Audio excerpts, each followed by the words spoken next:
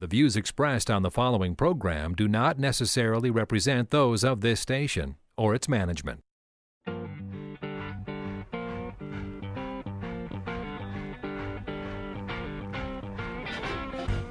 It's time now for Where You Live with Gene Sullivan, the show that deals with the news and events that affect you the most.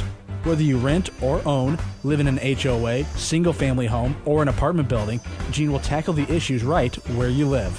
So from the Natural Green Lawn and Landscape Studios,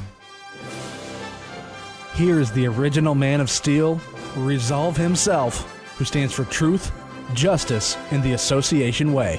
Here's Gene Sullivan. Good morning. Welcome to Where You Live. I'm Gene Sullivan. It's great to have you with me here for the next hour this weekend. I also want to say hello and give props to the man behind the board who makes it all happen, Chris Wider Puberty, with the fastest fingers in the West. How are you, Chris? Good, Gene. How about yourself? I'm doing great. Great. We've got a great show lined up for you folks today. You're going to not want to move from your radio for the next hour. That's right. We're broadcasting from the Natural Green Lawn and Landscape Studios. Of course, we're brought to you also by Extreme Exteriors and American Family Insurance, the Kim Bennett Agency. Well, without further ado, let's begin, shall we, with our first segment called Property Management in the News.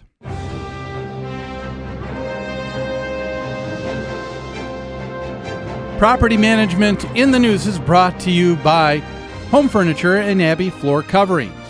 Their showrooms are staffed with professionals who will help you choose what you need to fit both your lifestyle and budget. Whatever you need, chances are they'll have what you're looking for. Now, if you wish to avail yourself of special pricing and discounts you're not going to find anywhere else, all Where You Live listeners can call Customer Service Coordinator Lori Matson. Her number, 952-224-2663, and ask for your Where You Live special pricing. Well, we've got this first story. There is a woman. Let's see, what is her name? Her name is Christine Corenthal, and she lives in San Clarita Valley in California. She writes a weekly piece, opinion piece called Right Here, Right Now, which appears Fridays in their local newspaper. And she was talking about just recently the fact that her and her husband are becoming homeowners for the first time. And surprise, surprise. Surprise, surprise, surprise. That's right, Gomer. Surprise, surprise, surprise. She understood that home ownership may have different responsibilities than she had ever thought of. And so I thought it would be a good piece to begin with here. She begins by saying that she and her husband, she said, began looking for, she said, their first house, and it was an exciting time. She said, we began our search to find the new place we would call home. Now, she said, that they had a number of things to consider as they started their quest for finding the perfect home. One thing that she and her husband were trying to weigh, as many of you have already done as well, and that is contemplating your options. Do you move into a single-family home in a city or municipality all and of its own, or do you move into a home that's a part of a homeowners association? She said, this is a big consideration for people when buying a home. I think that's a fair observation. She said, we really needed to stop and think, do we really want someone telling us how to run and maintain our own home?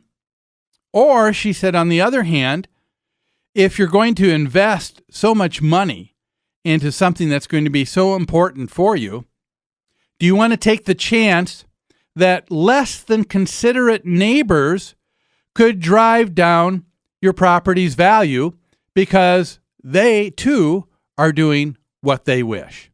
So that is a fair observation, I think, on her part, don't you think? I certainly do.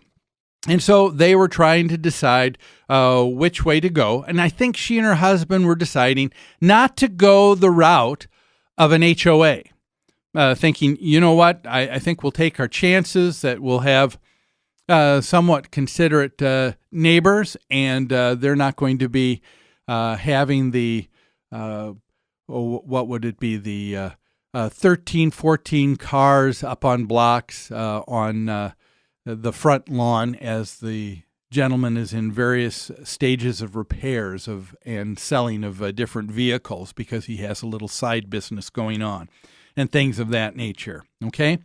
She said, unfortunately, what she found out is that when people move into the city of Santa Clarita, she said, they will not have the right to decide issues for themselves. She said, if you desire to live in this fine city, she said, you're going to have to keep your property up to codes that she thinks are going to be just as onerous as living in a homeowners association. And she said, I thought this was a joke. But she said she was surprised when she found out what some of the ordinances were in the city of Santa Clarita. She talks in, let's see, what is her list here? She said she found out that the city of Santa Clarita, for example, said that painting a building, a wall, a fence, any color at all, just couldn't be done. It had to be a color that was considered not garish or out of, quote, unquote, harmony or conformity with the standards of adjacent properties. That's what it says in the city ordinance of Santa Clarita. Otherwise, it's considered a violation and a designated nuisance. And she thought, wow, is this really true? She also was surprised to find out that any paint, chalk, ink on external structures, including cement, is considered graffiti and is not allowed to be within the public view for more than 24 hours. And she was pondering, saying, what if little Susie's sidewalk chalk art became the result of a citation for graffiti in the city? And she was appalled that the city had some of these standards. And I wanted to say to her, as I was reading this article, this opinion piece by this Christine Kornthal, welcome to the world.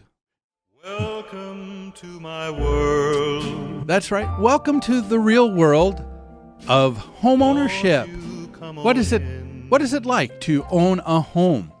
It's not just a homeowners association that you deal with that has certain violations and concerns, ordinances in place about what a person can and can't do.